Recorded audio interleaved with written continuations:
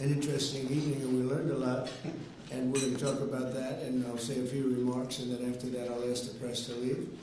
The press has been very nice to us the last couple of months. They were great to us in terms of the foreign visits with China, Japan, South Korea, Malaysia, and they were actually terrific. So I want to thank you for that. I'm sure you'll get back to your normal ways soon.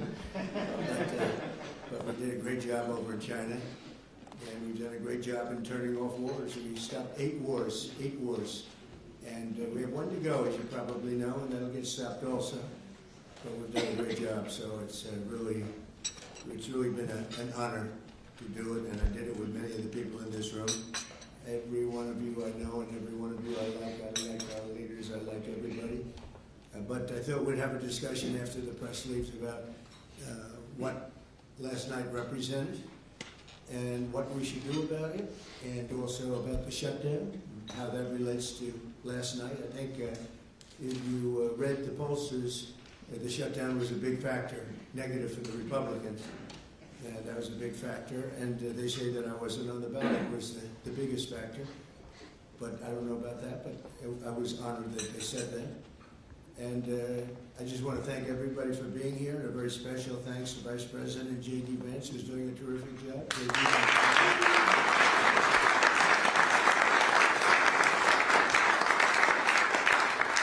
As well as the Senate leadership team that has been working very hard, working really, I will tell you, nobody's working any harder representing the American people, including Senator John Thune. John, thank you.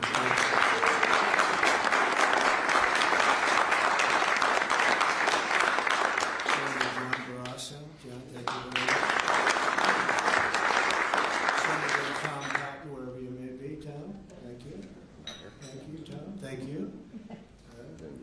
So, Senator Shelley Moore Capito, who's been very involved.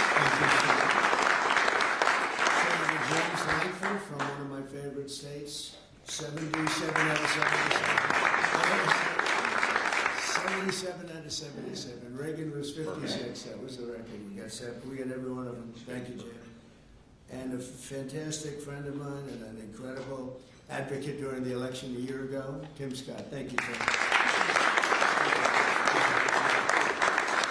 So as you know, we are in the midst of a disastrous Democrat-created government shutdown, and it is Democrat-created, but I don't think they're getting really the blame that they should. That's now officially the longest shutdown in American history. The Democrat radicals in the Senate have shown zero interest in reopening the government, and I don't think they'll access it. A lot of people disagree. I've been saying for the last 30 days, we've had 4 or 5 different points. Yes, sir, they're going to get it right now. We should have it done in a day. I've heard that about 4 times. I heard it after Kings. You know, they said I was a king. And I heard it after Kings. I heard it after a couple of other moments in time. And I said, no, I don't believe so. And now I heard it's after the election. I don't believe so. I think they will. I think they're kamikaze pilots. I just got back from Japan. I talked about the kamikaze pilots. I think these guys are kamikaze. They'll take down the country if they have to. So I don't think so. Millions of Americans are going to be without SNAP benefits. And I will say about SNAP benefits, so when I was president, we had $7 billion worth, and now they have many times that, because these benefits were given to anybody that asked, and they're up to, I hear, just many times, $47 billion. So it wasn't the purpose of SNAP. It was for people that really had problems, down and out, people that really had problems. But during Biden, they gave it to anybody that wanted it. I think it's something you have to talk about because the numbers are incredible. But countless public servants are now not being paid, and the air traffic control system is under increasing strain. We must get the government back open soon, and really immediately. We have to get it up. We have the hottest economy we've ever had, and it's affecting the stock market now a little bit. But the stock market, as of Friday, has hit many record highs during the last 9 months, many. And it will again. This is just the beginning, because with these plants that are being built right now start opening up, we've never had anything like this as a boom. There's a construction boom right now, but that's going to be bigger than that. That's going to be an economic boom as soon as they open up, and it's going to be something special. We have car companies coming in. When I was in Japan, Toyota, Mr. Toyota, I said, "What's your name?" "Toyota." I said, "Oh, you're rich." I said, "How much of the company do you own?" 92.1%. I said, "I'm glad you said the one who wants to be." I said, "You're a rich guy." And he said, "I'm investing $10 billion in the U.S. And you know who I'm talking about, right? You introduced me, Mr. Senator. You introduced me originally when you were the ambassador to Japan. He's still good. He's still strong. But he had no interest in investing in this country. Now he's investing $10 billion as of 1 week ago in building new plants. We have auto plants coming in incredibly, but we have AI and all of them. And we can't be extorted to give $1.5 trillion to people that came into the country illegally, many from prisons, many drug dealers. A lot of people came in from mental institutions. They want to give a lot of money to the people that came in illegally. We have to get them out. We can't. No country can sustain that. That's not like an attack on our country. In no country, these are not going to be productive people. These are going to be anti-productive people. And we can all have big hearts. I have a bigger heart than anybody, but we can't let that happen. It's time for Republicans to do what they have to do, and that's terminate the filibuster. It's the only way you can do it. And if you don't terminate the filibuster, you'll be in bad shape. We won't pass any legislation. There'll be no legislation passed for 3.25. We have 3.25 years, so it's a long time.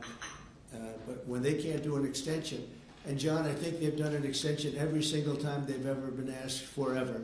This is the first time they haven't done an extension. Extensions are supposed to be easy, but if they won't do an extension, they won't do any bill, even a simple bill. And we should do our own bills. We should get out. We should do our own bills. We should open up. We should start tonight with the country's open. Congratulations. Then we should pass voter ID. We should pass no mail-in voting. We should pass all the things that we want to pass, make our elections secure and safe, because California is a disaster. Many of the states are disasters. But can you imagine when they vote almost unanimously against voter ID? All we want is voter ID. You go to a grocery store, you have to give ID.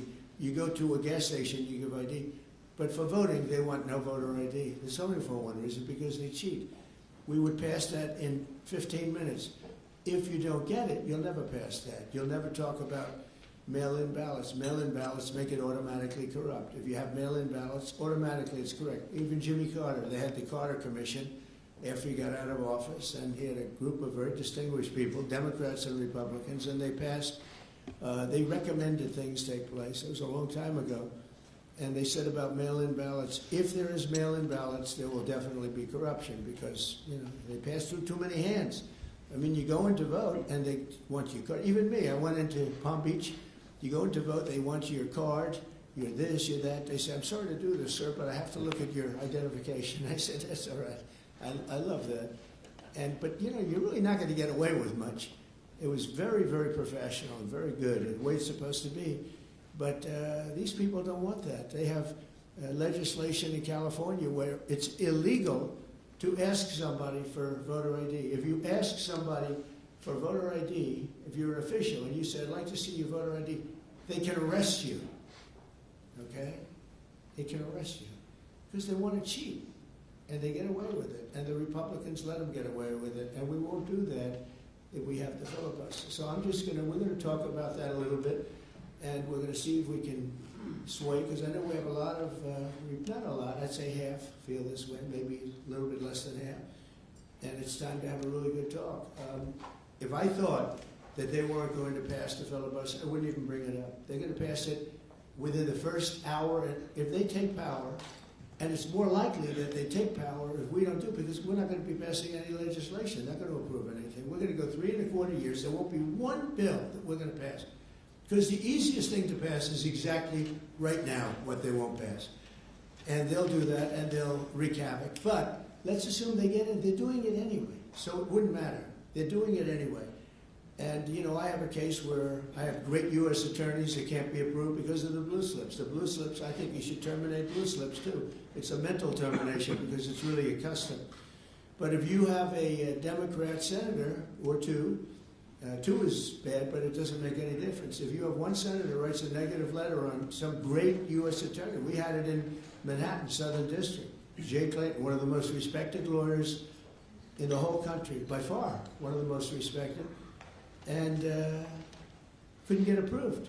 The courts approved him. The courts couldn't believe it. They did it like instantly. He went to the best schools, got the best marks, top of his class, everything was perfect. I mean, he was like lived the perfect life. Went to Sullivan and Cromwell, almost immediately became the head of Sullivan and Cromwell. You know, the most prestigious law firm, I would say, in the country, just about. Whether it's Sullivan or two or three I could name, but Sullivan, I would say, really, maybe number one. He was the head of Sullivan and Cromwell for like 20 years. He went to the SEC, was flawless. He did it for me. He was the SEC chairman. He was flawless. Then he went to Apollo, where he was the chairman of Apollo, and was flawless. Everything went good. The stock went through the roof and everything. I asked him to go to the Southern District, and he said, "I'll do what you'd like to do, sir." He's a very high-quality person. But he couldn't get approval from Schumer. Schumer didn't approve him. The best student, the best schools, everything. He's like flawless. And the courts actually said, "You're not approving Jay Clayton." Right, Lindsay, you heard this. The courts actually interceded, and they approved him. But that's an unusual guy. We have other people that are really good, but people don't know how good. Top students, top colleges, and they're U.S. attorneys, and they won't be approved. They're not going to be approved. We have one in Los Angeles who's phenomenal. Nope. The senators, the Democrats are, again, they're kamikazes. The Democrats are not going to approve them. Blue slips are a disaster. So the only people I can get approved are Democrats. I was told that by the Democrats. We'll only approve Democrats. I said, really? Is that right? Not going to work that way. Not going to work that way with me. But the blue slips are a total disaster. I have 10 people right now that are doing a phenomenal job, and they will be out of office pretty soon. They've got another 2-3 weeks, a couple of them, and then they're going to have to leave. And it's actually a blight on their record because, nobody knows why they left, but it looks like they served 8 weeks and then they had to leave. But they're not going to get the approval because the Democrat, radical left, lunatic senators are saying you can't, we're not going to approve you. And if we're not going to approve you, I had actually one Republican who got 2 great letters, but it turned out that he was a rhino, but that was a nice term for him. Now, he got 2 letters of approval, and when I said 2 Democrats approved him, I had to fire him because I figured if 2 Democrats approved him, they wrote the most beautiful letters. I found out, man, this is strange, and he was no good. I fired him. He was really not much of a Republican. The recommendation of that one wasn't such a good recommendation. Someday I'll tell you who recommended it, but it wasn't exactly the best. But when I saw when I saw the 2 senators from Virginia gave him glowing marks, Tim, I said, let me see this. I read the most beautiful letters I've ever seen. I said, I called him up. I said, sorry, you're fired. Get the hell out of here. And but it's a horrible thing. Blue slips is a horrible thing. Because I have the right to pick judges, and I have the right to pick U.S. attorneys, and this takes away the right from me. And I think we're going to go to court on it, and we'll see what happens in court. But it gives the president, it takes away the right of the president to pick people to serve on the court and to serve as U.S. attorneys, which is very important. But the biggest thing is the filibuster. We have to get the country going. We will pass legislation at levels you've never seen before. And it'll be impossible to beat us. By the way, if they do, they're going to do it anyway, and they are going to immediately do the filibuster. And when they do the filibuster, they're going to pack the court. They want at least 5 justices. Now I hear it's up to 5. I actually heard up to 7 and up to 9, okay? They want new judges. They want to pack the court, and they will do it in the first day, maybe the week. Maybe they'll slow it down because there's no reason to rush. But they'll do it the first week. They'll vote on this. And I have friends over there that are Democrats. I'm close to a lot of people. And I asked them about that because some people say, well, maybe they won't do that. I mean, they destroyed the career of Manchin and Sinema. And they got them out. They were the only objectors. Nobody else is going to object. They're going to do it the first day. They're going to pack the court. They're going to make D.C. a state. And they're going to make Puerto Rico a state. So now they pick up 2 states. They pick up 4 senators, okay? You think you have problems?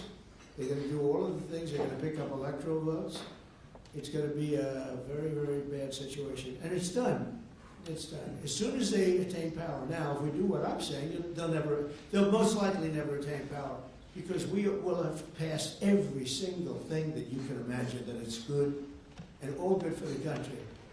And there'll be no reason to. If we don't do that, people say they're not doing much and they're in power. So the good news is we did the great, big, beautiful bill, and it's the greatest thing we could have done. And the smartest thing with John and our Speaker of the House, who's so good, Mike Johnson, we did all in one bill. If we didn't, John, it would be a problem because we would have gotten a small piece passed. A lot of people wanted to do that. A lot of people in the room wanted to do that. They went along with me and John and everybody. We got this thing passed. Honestly, it's 4 years worth of goodies. No tax on tips, no tax on Social Security, no tax on, think of it, no tax on overtime. It's an unbelievable tax cut for the workers and for business, where business is going to create jobs, and we're creating jobs at levels that nobody's ever seen before. All these things are good. We have to be able to get the word out. If we don't get the word out, we'll make it a very big mistake. So I have this long, beautiful, and very boring speech. I won't bother with you. But because we can just start talking, and I think it's very important. We have to get the country open, and the way we're going to do it this afternoon is to terminate the filibuster. And it's possible you're not going to do that. And I'm going to go by your wishes. You're very smart people. We're good friends. But I think it's a tremendous mistake, really. It would be a tragic mistake, actually. It's time. It's time. If I thought they weren't going to approve, I'd sort of be with you. It'd be fine. I'd be neutral to with you. But knowing that they're going to pass it as soon as they get any semblance of control, they'll pass it first thing. Then it's like we have to do it first. And we have 2 years. And we'll end up with 2-3 years. And we'll have this country so perfect. We will have passed more legislation than any Congress and any group of senators or a group of congressmen. And we will get it through. They'll send it to us. We'll send it to them. It'll be a beautiful machine. Otherwise, we're just going to sit around and argue with these people all day long. And they're highly unrealistic. Highly unrealistic. Many of them are radical left subversives, frankly. So I want to thank everybody, and we're going to talk, and I want to thank the press for treating us so really well for that foreign trip. It was an amazing, we had just an amazing meeting. Don't forget, 2 months ago, it looked like the whole world was in trouble over rare earth, and that's no longer even a subject that people talk about. It was all worked out very quickly. Without tariffs, I couldn't have done it. I put a 100% tariff on China. As soon as I heard it, within 20 minutes, I put a 100% tariff on China.